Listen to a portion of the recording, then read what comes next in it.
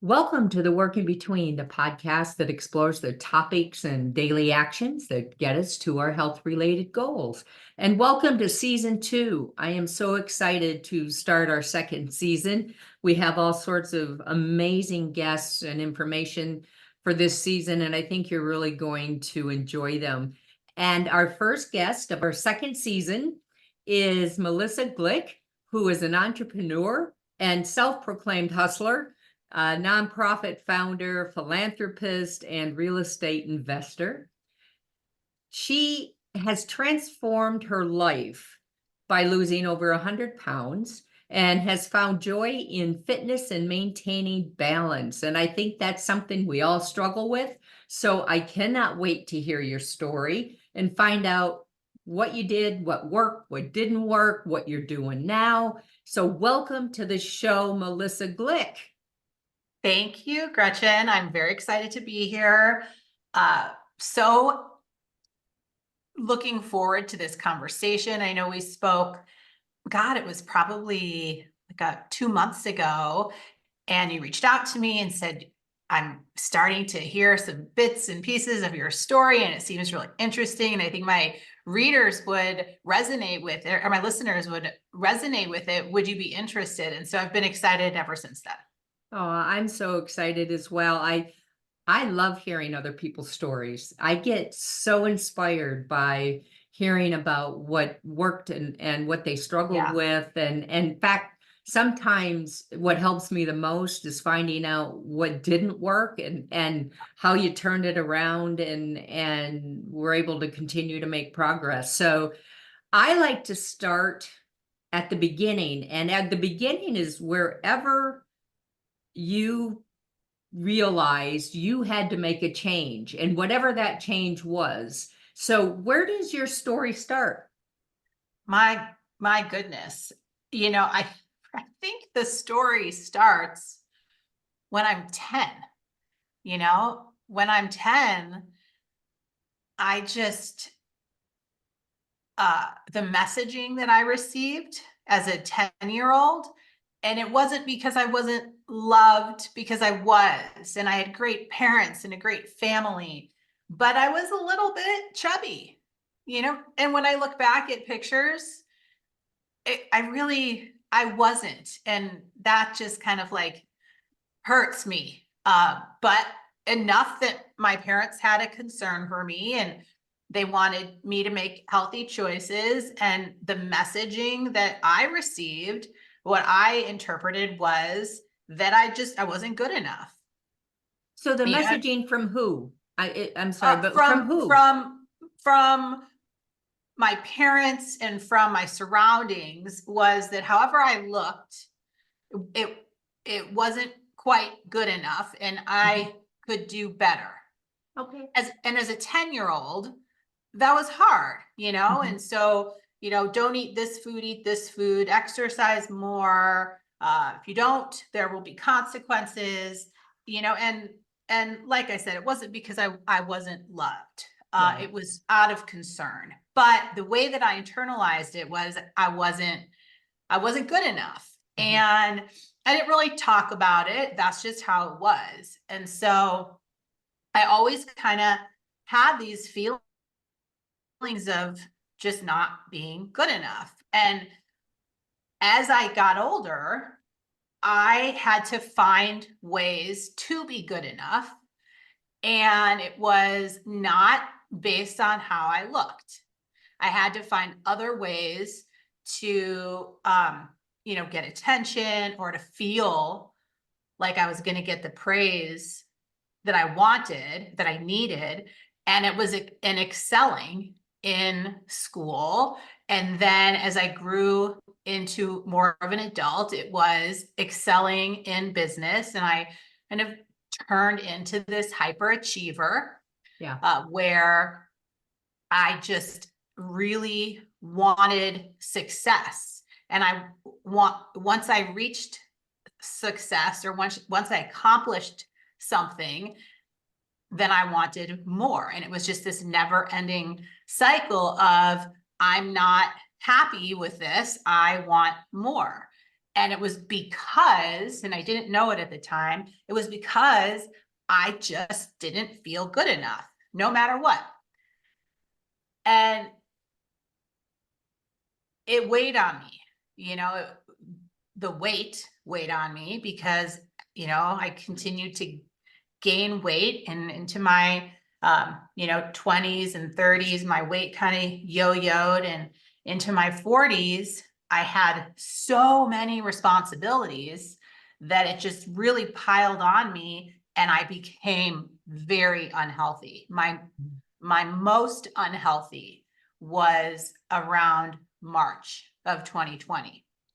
Mm, And we all know what happened around yeah. March of 2020.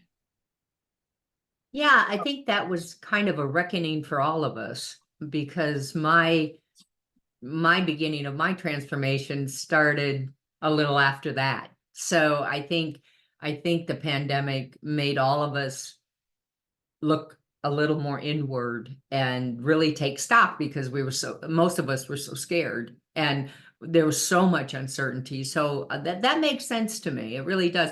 And so does what you're talking about with when you feel your looks, how you look isn't as good enough and people aren't happy with it. And we all know when people aren't happy with it, whether they say anything or not, we know. And so to get that kind of messaging, we internalize it however we internalize it. And you're right. I think we try to make up for it in other ways that we feel we have some control over. So you became this hyper overachiever, right? And then the pandemic hit.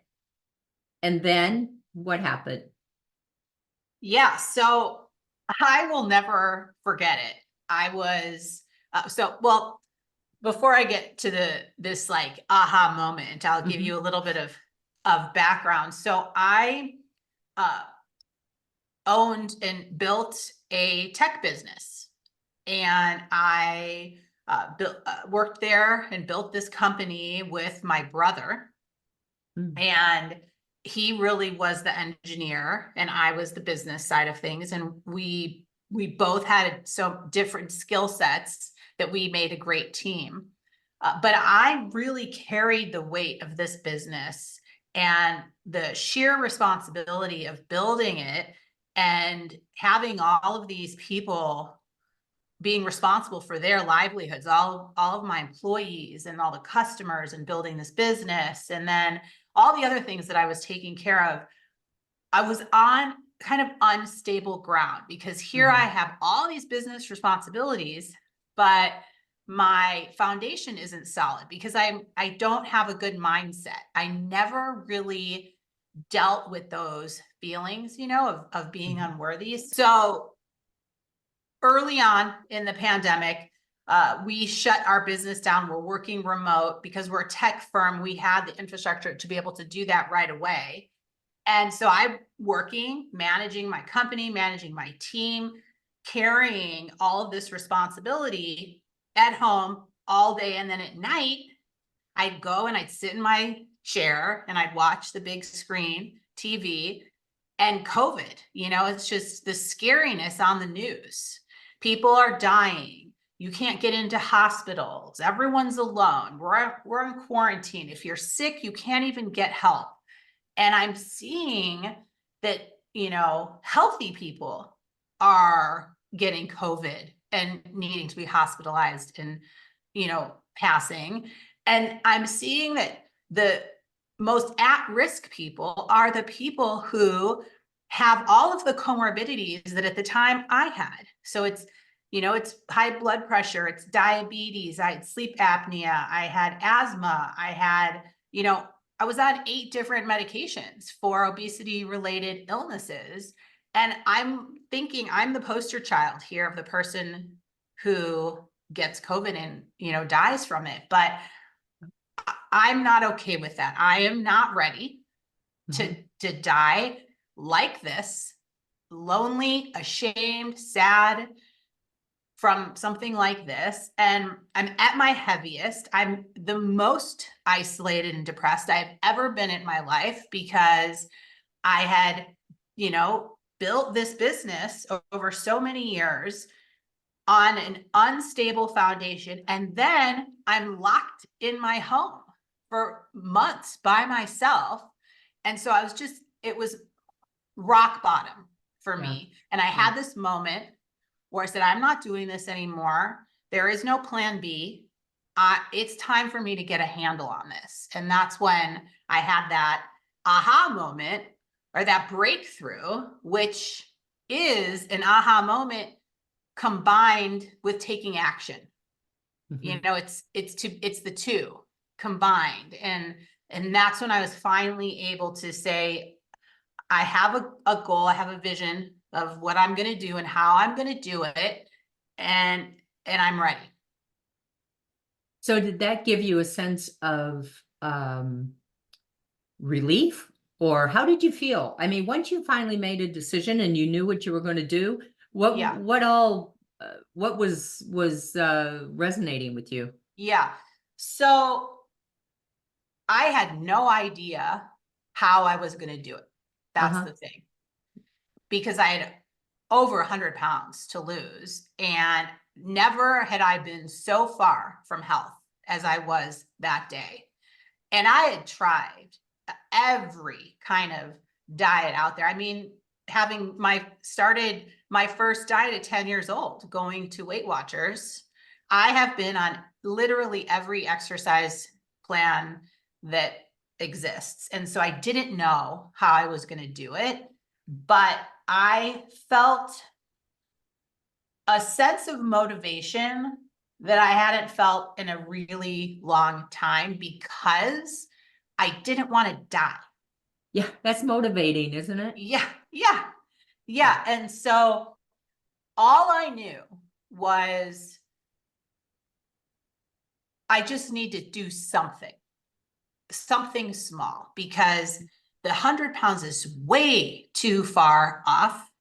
If I focus on the 100 pounds, I'm going to fall off the path, because it's going to take forever to even get there. It's going to take a while for me to even see any kind of result. And all I can do is just focus on something really small, and that will encourage me. And so the first thing that I did is I saw a treadmill that was for sale on a Facebook garage sale website, or, on the Facebook groups. I saw that someone was selling a used treadmill, and I went and I bought it, loaded it up, set it up in my garage, and I started walking for 5 minutes. That is all that I could do. At the weight that I was at, I could walk for 5 minutes at about 3 miles per hour. And that's it, because my legs hurt. I was so sedentary. That's all I could really muster up the energy and stamina to do. And the reason why I decided this hurts my heart actually talking about it, because the reason why I wanted the treadmill in the garage was because I didn't want to walk outside. I didn't want people to see me. Yep. I didn't want my neighbors. I didn't want any eyes on me. Right. When I was in this frame of mind, I was so ashamed of myself and just so embarrassed. And it was just so hard for me. I wanted to just hide in my home. And, so that's why I got the treadmill and set it up in the garage. And, I didn't have anybody watching me. Nobody knew what I was doing. And 5 minutes, that's where it started. I think a lot of us can relate to that. I've said many times on this show and when I've been on other shows, how difficult it is to be somebody who's overweight, obese, morbidly obese, because I've been all of them, and to make yourself that vulnerable to comments from people out there. And we all know they will, but it is, sometimes it's too much to handle. So I totally get what you're saying. And frankly, we're beating ourselves up enough. We don't need anybody else to do it on top of that. So you started walking. Yeah. And you started to, make some progress, Yeah. right? Yeah. So, I started to make some progress. I started to be able to go more Mhm. than the 5 minutes, and I started to really enjoy walking. You know, I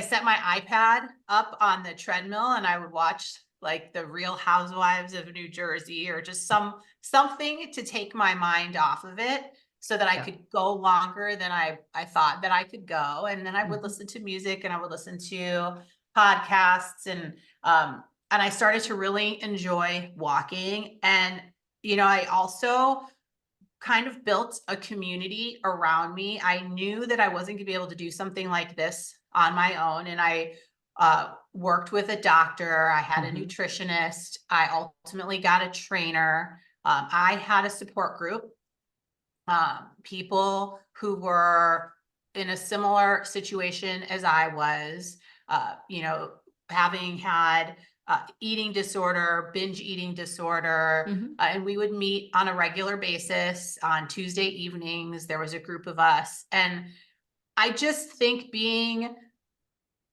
in a community of people who have your back and you can talk to about how you're feeling was really helpful to me. And then Mhm. also knowing that I had support of professionals helping me along the way really helped me. Yeah. It's really important too, because I think sometimes when in our 47th attempt to try to lose weight, uh, we we start throwing stuff at the wall to see what sticks, and half the time what we're doing is not either consistent enough or it's not going to have the intended effect because we don't really know all the components. And so getting some nutritionists and doctors on board, I think it's always a really good idea. I mean, it's they gave me an awful lot of guidance too when I was in my journey.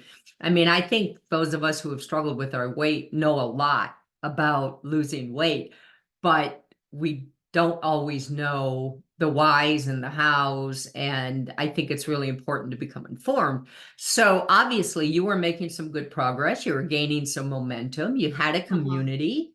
Did mhm. your family know that you were doing this? Yeah, yeah, Yeah. definitely. I mean, everything changed for Mhm. me. My eating habits changed, my exercise habits changed.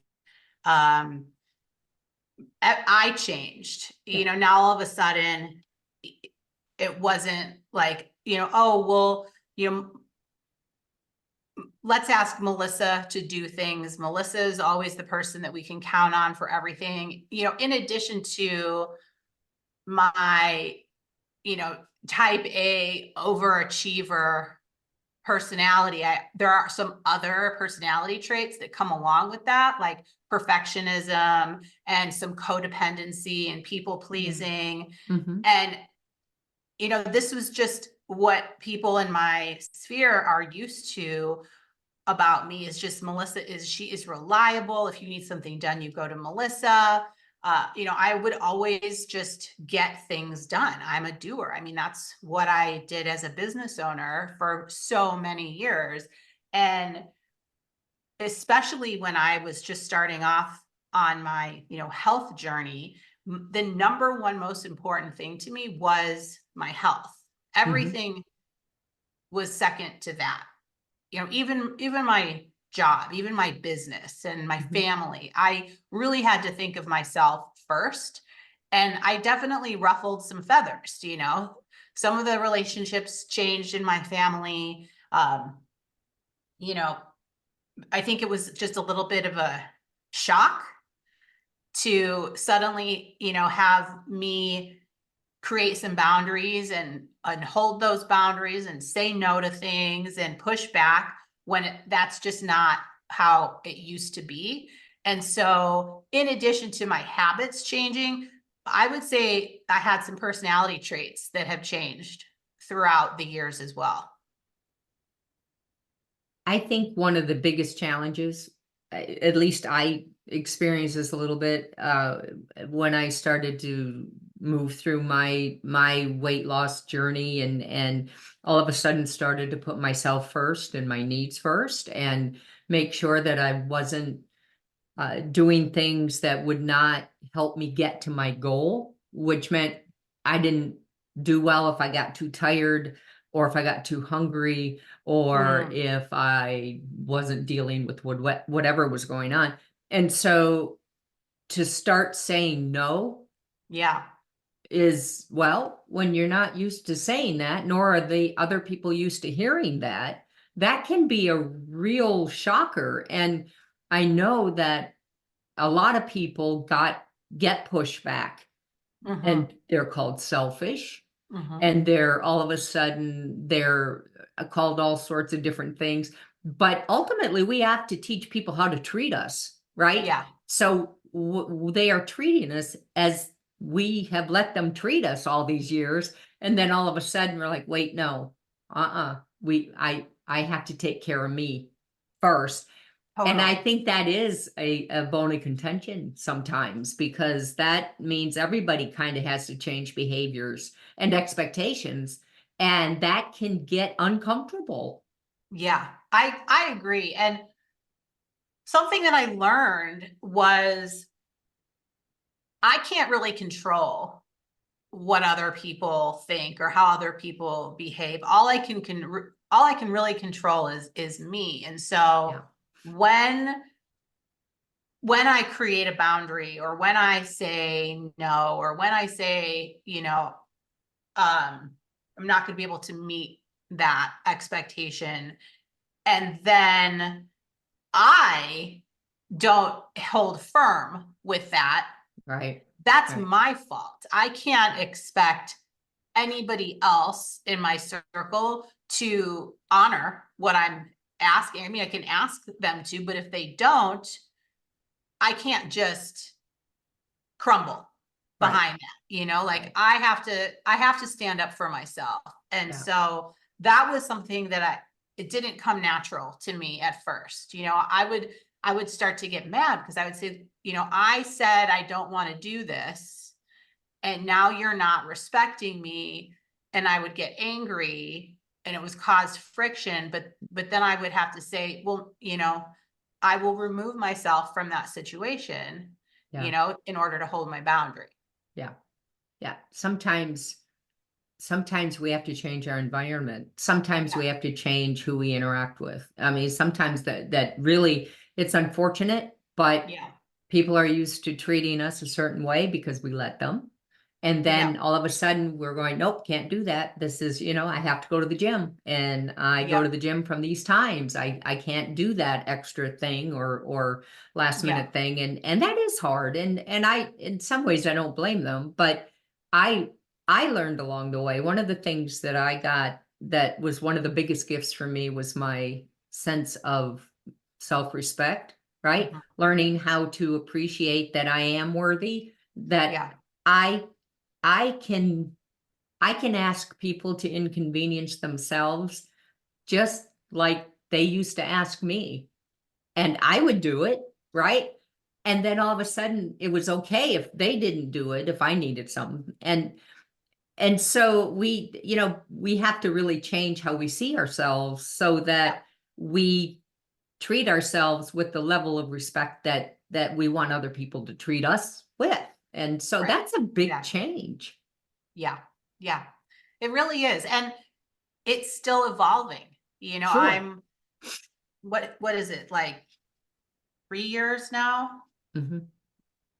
Yeah, it's 3 years almost. And I'm not done evolving. I'm, changing every day. I still prioritize my eating and my exercise. And, self leadership is how I'm able to uh, keep that foundation that I was talking about strong, so that I can carry the weight of all the other responsibilities that I have now. Yeah. That is paramount to me, is that self leadership. And um, when I lose that, or when I start to feel myself getting shaky on that, that's what I have to come back to. Mhm. I think that's a really important point because when we're taking on all these additional responsibilities and we ourselves are not particularly strong. I mean, we're Right. tired, Yeah. everything hurts. Yeah. We are emotionally eating.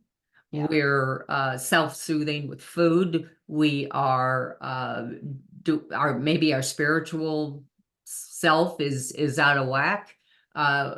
Certainly physically we're having challenges. And then we're expected to carry the weight of the world on our shoulders. And it's very Too much. cliche when we say, well, you have to take care of yourself first.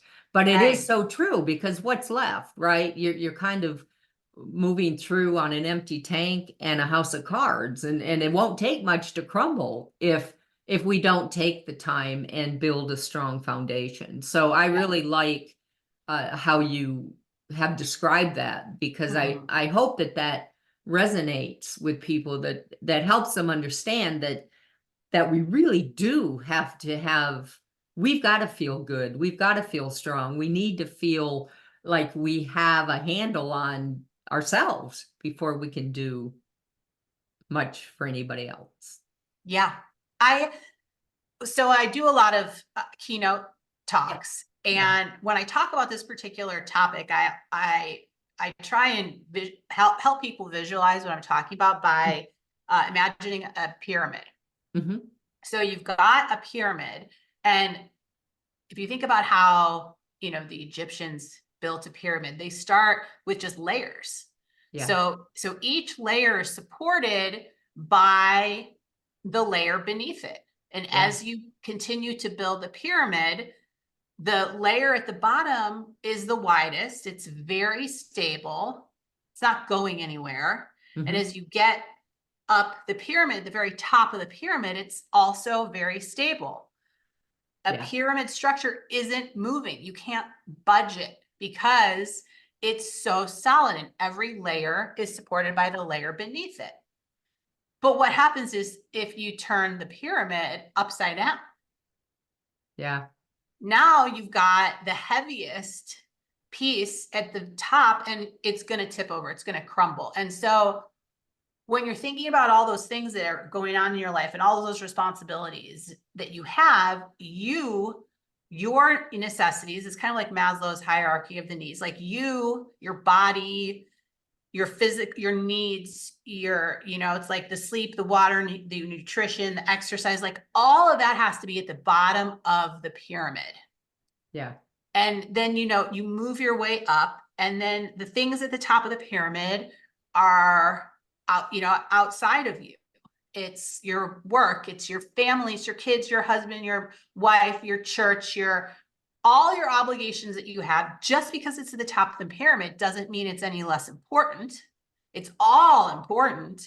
It just means that it has to be supported by those layers that are beneath it, or it tips. What a great visualization. It's incredibly powerful. And I truly believe that's going to resonate with people. I think it's going to make sense Yeah. that and help us justify or rationalize or give ourselves permission or whatever we need to do to put ourselves first Mhm. or take care of ourselves. and Yeah. and so I love that. So I always like to ask, what are two or three things that people could do today, actions, because we know action creates everything, right? Yeah. It's nice to have motivation, but without action, motivation goes nowhere.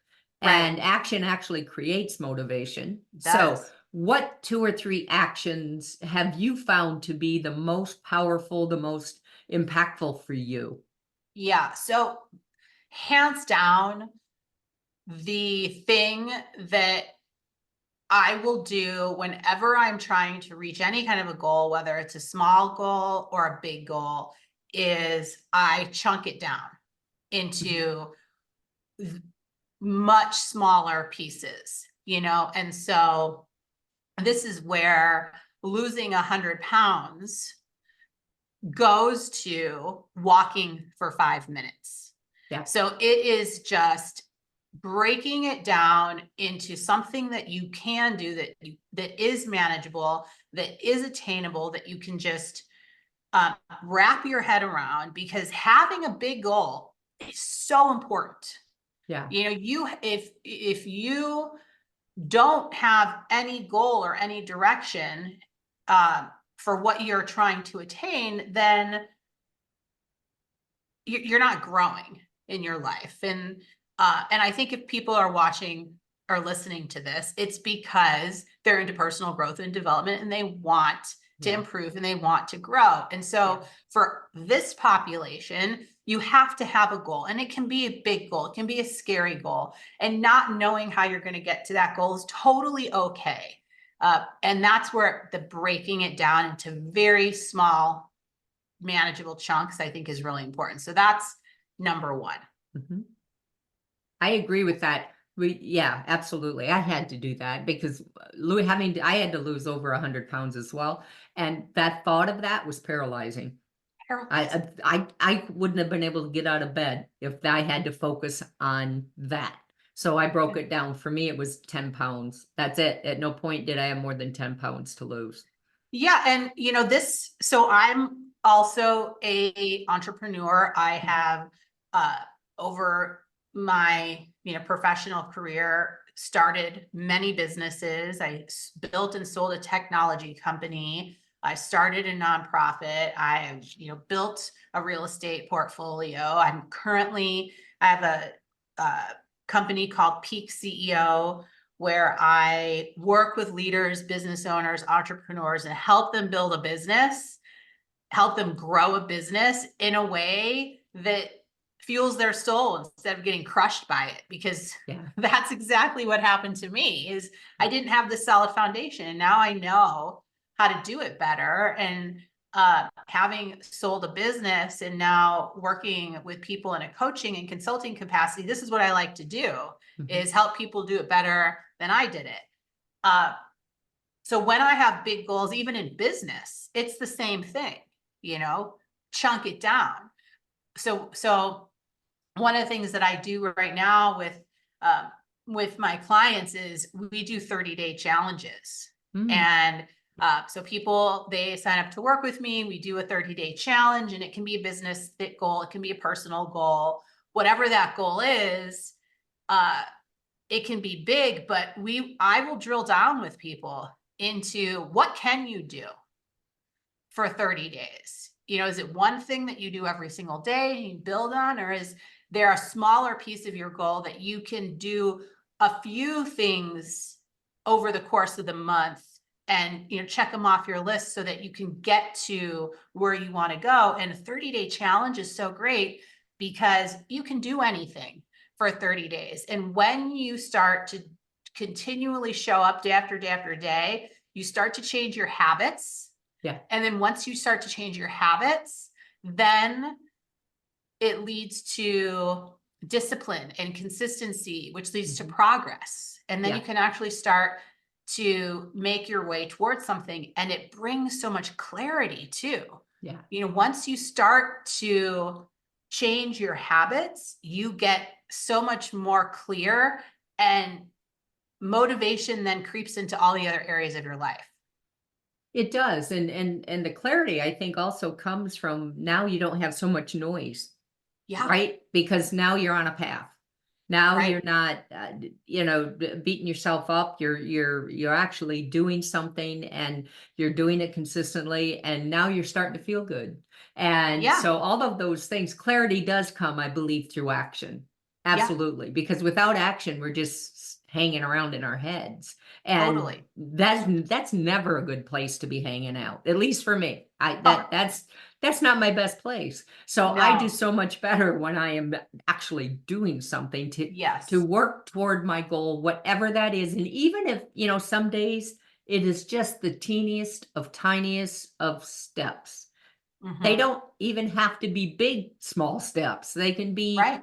just anything so that you don't start skipping any movement towards your goal. So I love that. So what's another thing that you recommend for folks who are trying to make some progress toward their goals that they can do? Yeah.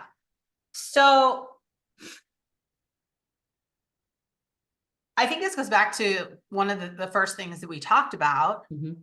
40 minutes ago, which was don't do it alone. Yeah. Get Yeah. some people in your corner. Yep. If what you're trying to do is, just start an exercise plan and you're like, I like what Melissa said. I'm going to just start walking 5 minutes. That's where I can start. That feels okay to me. Find someone who will do it with you, because it makes it so much easier if you can talk to somebody. It just makes the time go by. You don't feel like you're doing it on your own. You can relate to somebody.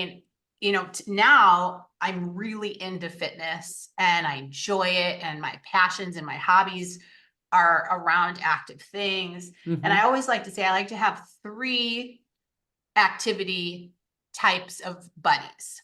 I like to have somebody who will challenge me, somebody who's better than I am. Nice. I like to have somebody who's at my level, just so Mhm. we can just do it and it's fun. I don't have to think about it.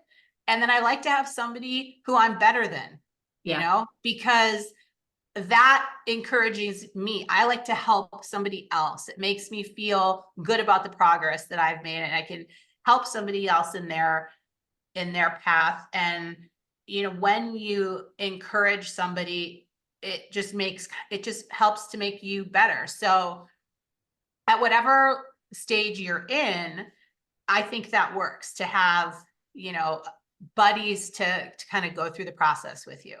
I like that a lot, and I like all 3 of those, and I can see how all of those help keep you moving forward, Yeah. but especially when you can help somebody else because it fills your soul. It Yeah. makes you feel it's a kind of it's not a purely selfless thing because you get something out of You it, do. but it's Yeah. really feels good to help.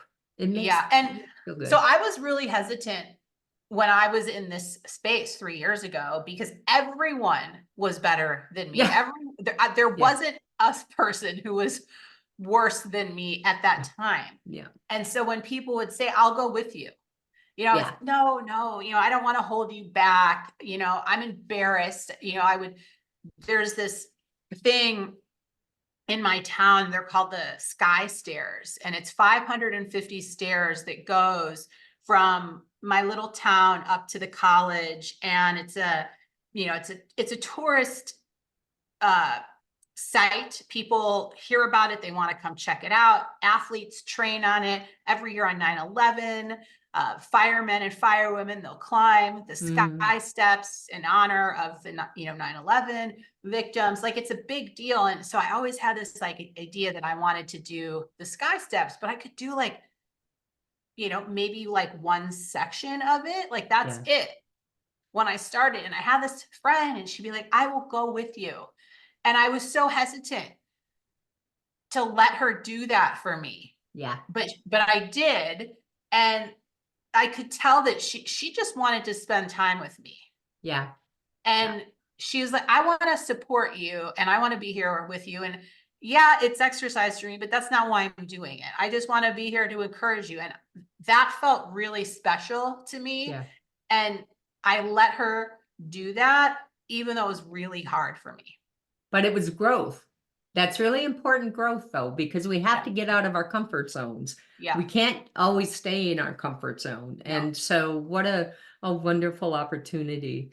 Melissa, I knew this was going to be an absolutely transformative conversation, and it has been. And I can't thank you enough for coming on and telling your story and sharing your experiences. I have 0 doubt that, we will talk again. Absolutely. We must, of course. So thank you so very much for joining me today, and, I know that we're all going to take away some incredibly valuable insights and actions that will help us get toward our goals too. Well, So thank you for doing this. I think it's so selfless to want to share information of how you've been successful so that other people can listen to it. And, even if it's just like one little nugget of information that somebody gets Absolutely. from listening to what you have to say and how you're sharing it. So thank you for doing this and for inviting me out of the millions and millions of people that you could have brought. I am Aw. grateful that you chose me. Oh my gosh, my pleasure. I've learned the coolest stuff and met the best people. I'm having a ball, to be perfectly honest.